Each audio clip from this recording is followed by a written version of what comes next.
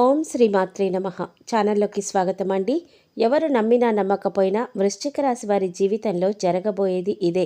జనవరి 11 అమావాస్యలోపు వీరికి యమగండం పొంచి ఉంది.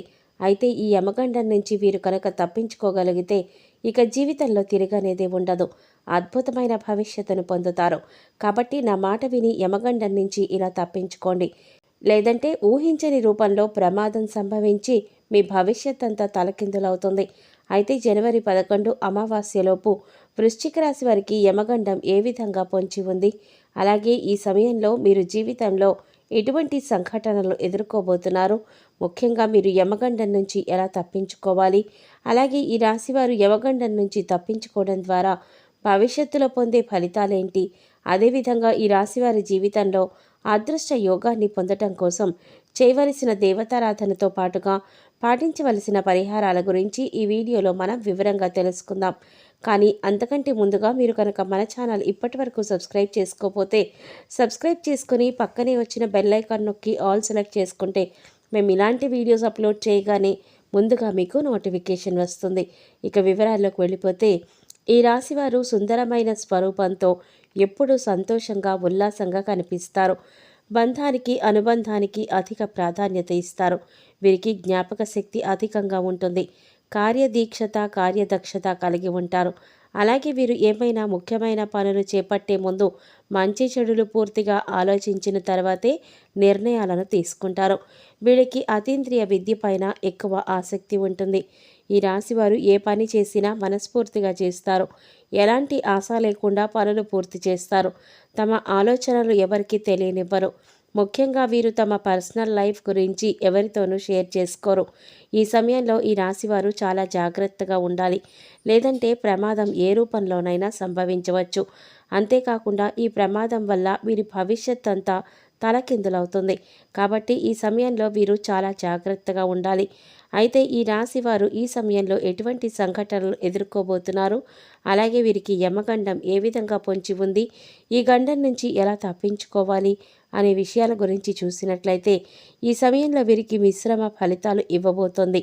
ముఖ్యంగా 4 సంఘటనలు వీరి జీవితం పైన ప్రభావం చూపబోతున్నాయి. అవేంటంటే వీరికి కుటుంబ జీవితంలో పెద్ద మార్పు రాబోతోంది. కుటుంబ సభ్యుల మధ్య చిన్న చిన్న భేదాభిప్రాయాలు అధికమయ్యే అవకాశం కూడా ఉంది. కాబట్టి మీ కుటుంబ సభ్యులతో మీరు అధిక సమయాన్ని గడపండి, చాలా అవసరం. అలాగే ఏదైనా విషయాన్ని మీ కుటుంబ సభ్యులతో చర్చించాలి అనుకునేటప్పుడు మీరే డైరెక్ట్గా ఆ విషయం చర్చించడం మంచిది. అలా కాకుండా మధ్యవర్తిత్వం చేయటం ద్వారా ఏదైనా సమస్య పరిష్కరించాలి అనుకుంటే అటువంటి సమస్యలు మరింత ఇబ్బందికి గురి చేస్తాయి. కాబట్టి ఈ సమయంలో మీరు కుటుంబ సభ్యులతో మాట్లాడేటప్పుడు ఏ విషయమైనా సరే మీరే వారితో డైరెక్ట్గా మాట్లాడండి. మధ్యవర్తిత్వం ద్వారా ఏ పనులు చేయకండి. అలాగే ఈ సమయంలో ప్రేమికులకు అంతగా కలిసి రాదు. కాబట్టి ప్రేమ వ్యవహారాలకు దూరంగా ఉండడం మంచిది. అయితే ఎవరైతే వివాహ ప్రయత్నాలు చేస్తూ ఉన్నారో వారికి మాత్రం వివాహ యోగం ఉంది. చేసేటటువంటి వివాహ ప్రయత్నాలు కలిసి వస్తాయి. మీకు నచ్చిన వ్యక్తిని జీవిత భాగస్వామిగా పొందగలుగుతారు. అలాగే వైవాహిక జీవితంలో చిన్న చిన్న మనస్పర్ధలు ఉన్నప్పటికీ కూడా వీరి జీవిత భాగస్వామి వీరికి అన్ని విధాల సహాయంగా ఉంటుంది. సంతానపరంగా శుభవార్తలు వింటారు. ముఖ్యంగా ఈ సమయంలో సంతానం ద్వారా సంఘంలో పేరు ప్రఖ్యాతలు పెరుగుతాయి. అలాగే ఈ రాశి వారికి వృత్తి ఉద్యోగ వ్యాపార పరంగా చూసుకున్నట్లయితే ఈ సమయంలో మిశ్రమ ఫలితాలు ఇస్తుంది. ముఖ్యంగా ఎవరైతే నూతన వ్యాపారాలు ప్రారంభించాలి అనుకుంటున్నారో, అలాగే ఆర్థికంగా అధిక మొత్తంలో పెట్టుబడి పెట్టాలి అని ప్రయత్నిస్తున్నారో, ముఖ్యంగా ఏదైనా సంస్థలో డబ్బులను అధిక శాతంలో ఇన్వెస్ట్ చేస్తారో అటువంటి వారందరూ కూడా అనుభవజ్ఞుల సలహాలను పాటించడం మంచిది. ఎందుకంటే ఈ సమయంలో వీరికి అంతగా కలిసి రాదు.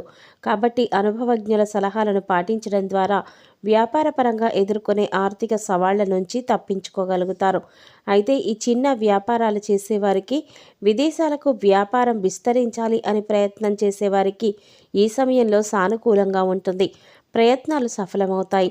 అలాగే ఈ సమయంలో వ్యాపారపరంగా ఏదైతే నిర్ణయాలు తీసుకుంటారో అవి వేగవంతంగా పూర్తి కావు. కొన్ని పనులు చాలా నిదానంగా జరుగుతాయి. ఇక వీరికి వృత్తిపరంగా చూసుకున్నట్లయితే శ్రమ అధికమవుతుంది. అయితే తగిన ఆదాయం అనేది లభిస్తుంది. అలాగే కార్మికులకు, వ్యవసాయదారులకు ఈ సమయం మిశ్రమ ఫలితాలను ఇస్తుంది. అలాగే ఈ రాశివారు ఉద్యోగపరంగా ఊహించని మార్పులు ఎదుర్కొంటారు. ఉద్యోగ జీవితంలో చిన్న చిన్న సవాళ్లు ఎదురవుతాయి. ముఖ్యంగా పై అధికారుల నుంచి ఒత్తిడి పెరగడంతో పని భారం కూడా పెరుగుతుంది. అయితే సహ ఉద్యోగుల సహకారం లభిస్తుంది. అలాగే నూతన ఉద్యోగాల కోసం ప్రయత్నించే వారి ప్రయత్నాలు మందంగా కొనసాగుతాయి. అనేక ఇంటర్వ్యూలలో పాల్గొంటారు. కానీ ఆశించినటువంటి ఉద్యోగాల్లో పొందటం మాత్రం శ్రమ అధికంగా పడవలసి ఉంటుంది. కొన్ని సందర్భాలలో ఆశించిన ఉద్యోగాన్ని పొందలేక నిరుత్సాహపడతారు. అలాగే ప్రభుత్వ రంగంలో పనిచేస్తున్న వారికి స్థాన మార్పులు తప్పవు. ముఖ్యంగా ఉద్యోగపరంగా ప్రయాణాలు చేసే అవకాశం కూడా ఉంది. కాబట్టి ప్రయాణాల విషయంలో కాస్త అప్రమత్తంగా ఉండాలి. ఈ రాశి వారికి విద్యాపరంగా చూసుకున్నట్లయితే అద్భుతంగా ఉంది. విద్యార్థులు ఆశించిన ప్రగతిని సాధించగలుగుతారు. ముఖ్యంగా పోటీ పరీక్షల్లో పాల్గొనేవారు ఆశించిన ఫలితాలను సాధిస్తారు. అదేవిధంగా సంఘంలో పేరు ప్రఖ్యాతలను పొందగలుగుతారు. అలాగే ఈ సమయంలో రాజకీయ నాయకులకు చాలా అనుకూలంగా ఉంటుంది. నాయకత్వ సామర్థ్యాలు అనేవి మెరుగుపడతాయి. సంఘంలో గౌరవ మర్యాదలు పెంపొందించుకుంటారు. అలాగే క్రీడాకారులకు, కళాకారులకు కూడా ఈ సమయంలో కలిసి వస్తుంది. ముఖ్యంగా కళాకారులు ఎన్నో నూతన అవకాశాలను పొందుతారు. అలాగే వీరు ఈ సమయంలో ఆర్థికంగా కొన్ని సవాళ్లను ఎదుర్కొంటారు. ఆదాయం కన్నా ఖర్చులు అధికమవుతాయి. కాబట్టి ఖర్చు విషయంలో కాస్త జాగ్రత్తగా ఉండాలి. ముఖ్యంగా దీర్ఘకాలిక ఆదాయ మార్గాల వల్ల ఆస్తి నష్టం వాటిల్లే అవకాశం కూడా ఉంది. కాబట్టి ఏదైనా సంస్థల్లో ఇన్వెస్ట్మెంట్ చేయాలి అనే ఆలోచన ఉంటే ఈ సమయంలో విరమించుకోవడం మంచిది. అలాగే ఈ సమయంలో వీరు డబ్బులను ఎవరికి అప్పుగా ఇవ్వడం కానీ తీసుకోవడం కానీ చేయకూడదు. ఇక ఆరోగ్యపరంగా చూసుకున్నట్లయితే తగిన జాగ్రత్తలు తీసుకోవాలి. ముఖ్యంగా దీర్ఘకాలిక అనారోగ్య సమస్యల వల్ల ఇబ్బంది పడే అవకాశం ఉంది. కాబట్టి ఆరోగ్యం విషయంలో అప్రమత్తంగా ఉండాలి. ప్రతిరోజు వ్యాయామం చేయటం, పౌష్టికాహారాన్ని తీసుకోవడం వంటి పనులు చేయాలి. ముఖ్యంగా ఈ సమయంలో వీరికి యమగండం అనేది ఏ రూపంలోనైనా పొంచి ఉండవచ్చు. కాబట్టి చాలా అప్రమత్తంగా ఉండాలి. ముఖ్యంగా ఈ సమయంలో ఈ రాశివారు గండం నుంచి తప్పించుకుంటే భవిష్యత్తులో ఎటువంటి ఫలితాలు పొందుతారు అనే విషయం గురించి చూసినట్లయితే వీరి భవిష్యత్తు అద్భుతంగా ఉంటుంది. చేపట్టిందల్లా బంగారం అవుతుంది. వృత్తి, ఉద్యోగ, వ్యాపారాలు అభివృద్ధి చెందుతాయి. ఆర్థికంగా బలపడతారు.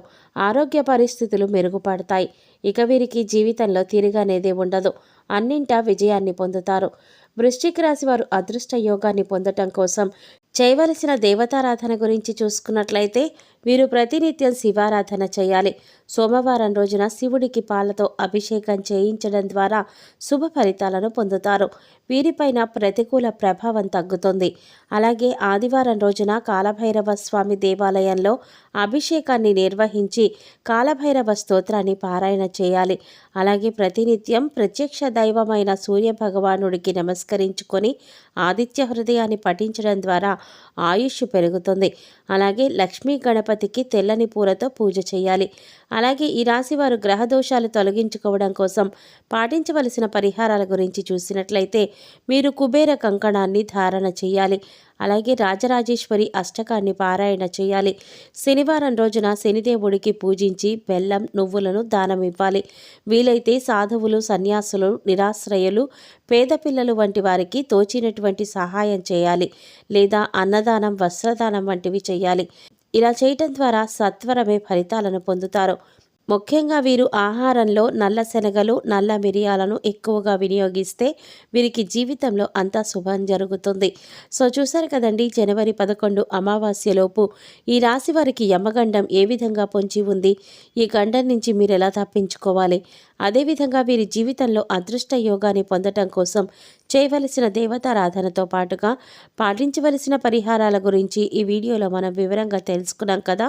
ఈ వీడియో మీకు నచ్చినట్లయితే లైక్ చేసి మీ ఫ్రెండ్స్ అండ్ ఫ్యామిలీ మెంబర్స్లో వృశ్చిక రాశి వారు ఎవరైనా ఉంటే వారితో మర్చిపోకుండా ఈ వీడియోని షేర్ చేసుకోండి. అలాగే ఇప్పటి వరకు మన ఛానల్ కనుక సబ్స్క్రైబ్ చేసుకోకపోతే సబ్స్క్రైబ్ చేసుకొని పక్కనే వచ్చిన బెల్ ఐకాన్ నొక్కి ఆల్ సెలెక్ట్ చేసుకుంటే మేము ఇలాంటి వీడియోస్ అప్లోడ్ చేయగానే ముందుగా మీకు నోటిఫికేషన్ వస్తుంది. మరో చక్కటి వీడియోతో మళ్ళీ కలుసుకుందామండి. ఓం శ్రీమాత్రే నమః.